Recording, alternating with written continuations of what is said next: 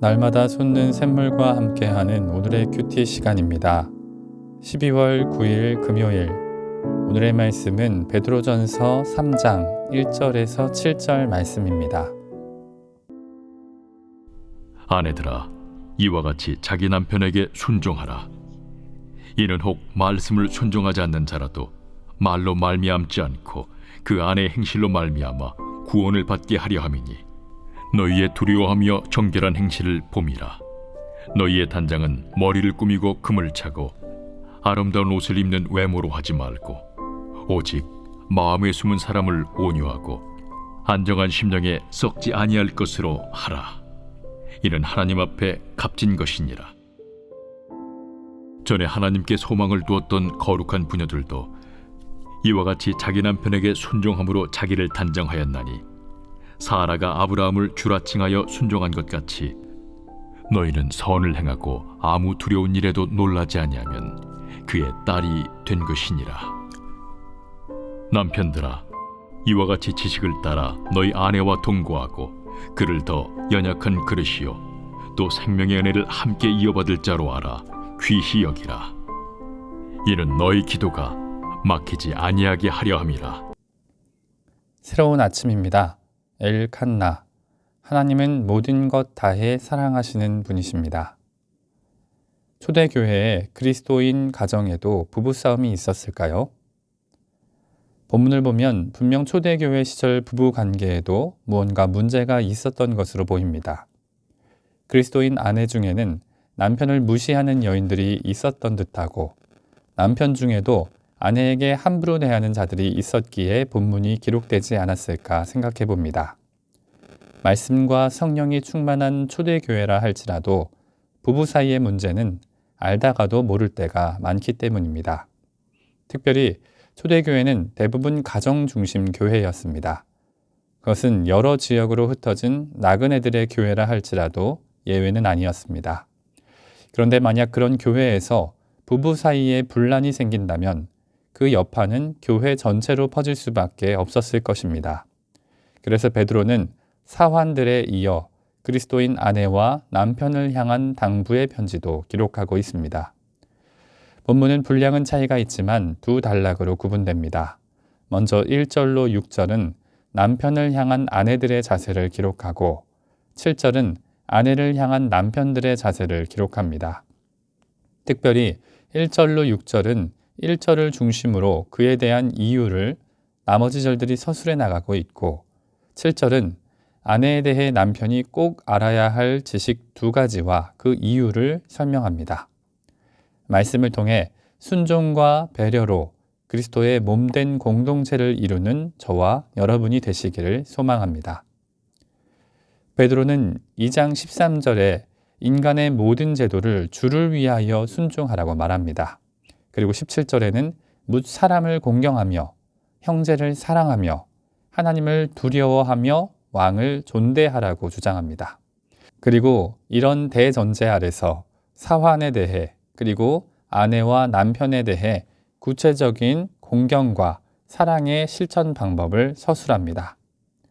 어제 본문에서 사환들이 주를 위해 순종하는 구체적인 방법을 기록했다면, 오늘은 아내들과 남편들에 대한 사랑과 순종의 자세를 기록합니다. 먼저 베드로는 아내들아 라고 부른 뒤 다짜고짜 자기 남편들에게 순종부터 하라고 말합니다. 그리고 이어지는 구절에 그 이유를 설명합니다. 그 아내의 행실로 말미암아 구원을 받게 하려 함이라고 말입니다. 베드로는 아내가 남편에게 순종하는 이유가 그 남편을 구원하기 위해서라고 말하는 것입니다. 특별히 1절을 자세히 보면 말로 말미암지 않고 라는 말과 대응하여 행실로 말미암아 라는 말이 사용됩니다. 즉 그리스도인 여자들의 남편은 아내의 말이 아니라 행실로 구원을 받을 수 있다는 이야기입니다. 어떻습니까? 조금 이상하게 들리진 않습니까? 아내가 좋은 행실만 가지면 남편은 자동적으로 구원을 받게 된다는 이야기로 느껴지진 않습니까? 본문은 그런 뜻은 아닙니다. 말로 말미암지 않고 라는 말은 아내가 아무리 말을 잘해도 믿지 않는 남편을 말로 전도하기는 어렵다는 것입니다. 아내가 입으로 청산유수와 같이 복음을 전하고 지혜와 설득의 말로 남편을 굴복시켰다 해도 남편은 그 말로 인해 예수님을 영접하는 것이 아니란 이야기입니다.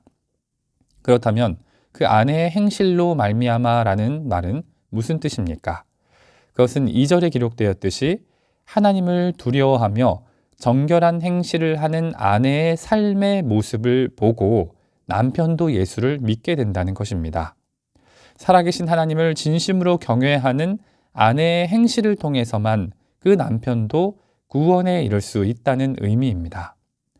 3절로 4절은 정결한 행실을 구체적으로 풀어 설명합니다. 정결한 행실이란 외모를 꾸미는 것이 아니라 숨은 사람을 가꾸는 것이라고 말입니다. 정결한 행실은 머리에 뿌리 염색을 하거나 볼륨 매직을 하고 입생로랑 립스틱이나 김연아 립밤을 바르며 구찌나 샤넬, 루이비통 옷과 가방으로 치장하는 겉모습이 아니라고 말합니다. 온유한 마음으로 남편의 연약함을 기다릴 줄 알고 잠잠한 태도로 주께 기도하며 안정된 속사람으로 가정을 지키는 것이 정결한 행실이라 말합니다. 그리고 베드로는 5절과 6절에 옛 믿음의 선배인 사라와 거룩한 부녀들 이야기를 합니다. 사라는 자신의 남편을 주인으로 받들고 섬긴 정숙한 여인이라고 말합니다. 그리고 거룩한 부녀들처럼 남편에게 순종하는 단장을 하라고 말합니다. 베드로는 힘들고 때론 두려우며 떨리는 상황일지라도 하나님을 향한 믿음 가운데 남편에게 순종하는 것이 믿음의 조상 사라의 딸이 되는 길이라고 말합니다. 이어서 7절은 그리스도인 남편들이 아내에 대해 알아야 할 지식 2가지와 그 이유를 설명합니다. 첫째, 남편이 알아야 할 지식은 아내들을 더 연약한 그릇으로 아는 것입니다. 이는 육체적인 측면과 아울러 정서적인 측면도 포함됩니다. 통계적으로 부부 사이에서 남편은 아내보다 키가 크고 체중이 많이 나가는 편입니다. 이는 체력적으로 남편이 아내보다 힘들고 고된 일을 하기에 더 적합한 측면이 있다는 것입니다. 따라서 남편은 가정에서 무거운 짐을 들거나 힘들고 고된 과업을 수행할 때 아내보다 더 적극적으로 나설 필요가 있다는 것입니다. 또 남편들은 아내보다 정서적으로 요동하지 않는 경우가 많습니다. 좋게 말하면 침착한 것이고 안 좋게 말하면 좀 무디고 둔한 것일 수도 있습니다. 남편들은 아내가 흥분하는 일에 같이 크게 동요하지 않을 수 있단 말입니다. 옆집은 어땠다고 하더라. 이웃집 애들은 이렇다고 하더라 라는 말을 들으며 남편은 뭐 그럴 수도 있고 저럴 수도 있지. 뭐 별것도 아닌 일로 흥분하냐며 그야말로 내 편이 아닌 남의 편과 같을 때가 많다는 것입니다. 그런 남편에게 베드로는 말하는 것입니다. 자기 아내를 더 연약한 그릇으로 알고 보살펴 주라고 말입니다. 말이라도 따뜻하게 대답하고 손을 잡아주고 고개를 끄덕이며 보듬어 주라고 말입니다. 그리고 남편이 알아야 할 2번째 지식이 있습니다. 그것은 자기 아내가 생명의 은혜를 함께 이어받을 자라는 지식입니다. 자기 아내는 자신과 분리된 존재가 아니라 예수 그리스도를 머리로 하여 한 몸을 이룬 존재라는 것입니다.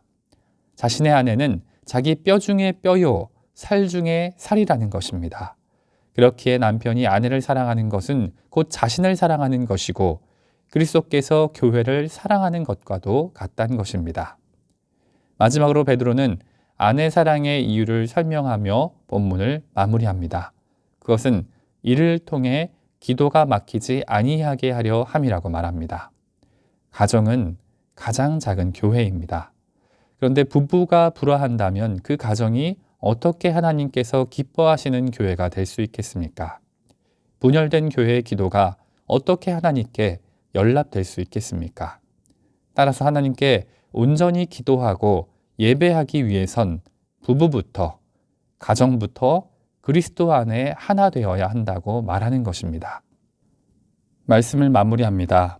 우리는 베드로전서 3장 말씀을 통해 그리스도인 아내와 남편이 서로를 향해 순종과 사랑을 실천하는 방법을 살펴보았습니다.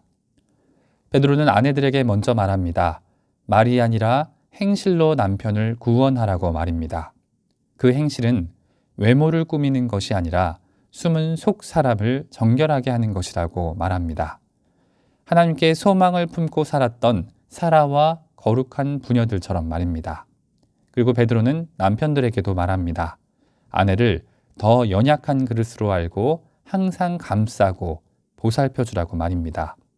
아내와 자신이 한 몸이란 사실을 명심하라고 말입니다. 이를 통해서만 그 가정이 교회로 바로 서고 기도하는 공동체가 될 수 있기 때문입니다. 오늘 저와 여러분이 속한 가정과 공동체에서 우리 역할도 돌아보길 원합니다. 우리는 한 가정의 남편일 수도 있고 아내일 수도 있습니다. 그리고 부모이거나 자녀 혹은 형제나 자매일 수도 있습니다. 그런데 우리가 속한 가정 공동체에서 우리에게 맡겨진 역할은 무엇입니까? 우리는 어떤 모습으로 우리 가정을 온전한 교회 공동체로 변화시킬 수 있겠습니까? 그것은 우리 입술로는 한계가 있을 줄 압니다. 지식과 논리로도 제한될 줄 압니다.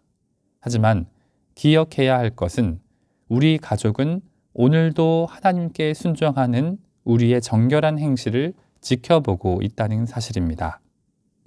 자신을 품고 사랑하며 배려하는 마음을 우리 가족들은 오늘도 쉬지 않고 지켜보고 있다는 것입니다. 가족을 빨리 구원하고 싶은 우리 마음이야 굴뚝 같겠지만 성급한 마음은 내려놓길 원합니다. 한 걸음 한 걸음씩 거룩한 행실로 우선 단장하길 원합니다. 순종과 배려로 그리스도의 몸된 공동체를 이루는 저와 여러분이 되시기를 간절히 소망합니다. 함께 주님 가르쳐 주신 기도로 말씀을 마무리하고 개인적인 기도 제목과 자신이 속한 공동체를 위해서 또 한국교회와 세계 열방을 위해서 기도하길 원합니다. 하늘에 계신 우리 아버지, 아버지의 이름을 거룩하게 하시며 아버지의 나라가 오게 하시며 아버지의 뜻이 하늘에서와 같이 땅에서도 이루어지게 하소서.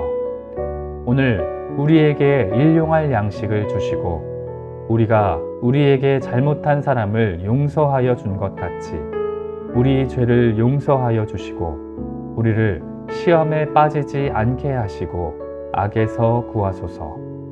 나라와 권능과 영광이 영원히 아버지의 것입니다.